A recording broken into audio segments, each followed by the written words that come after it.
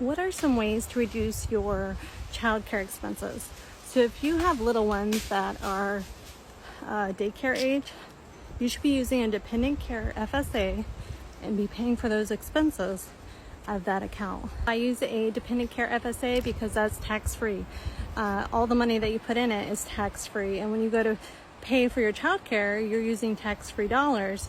I don't know what your tax bracket is. Let's say it's 12%. That's 12% discount.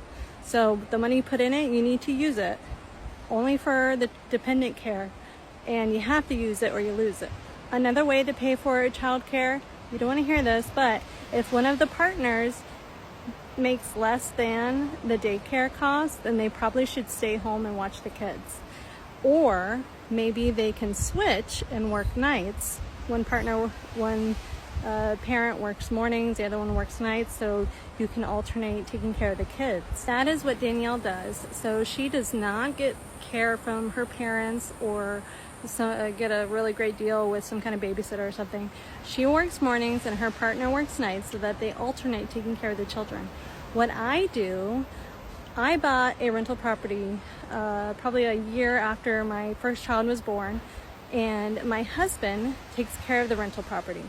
So he stays home and watches our kids and takes care of the rental properties. So we actually make a little bit of income while he's there managing rental properties and taking care of the kids, and I work during the day. Childcare is a very big expense, especially, it times out eventually, but for when they're young, it's very expensive. So finding a creative way to reduce that expense or write it off your budget altogether can be very beneficial. Allows you to save more money, invest it, and let it compound.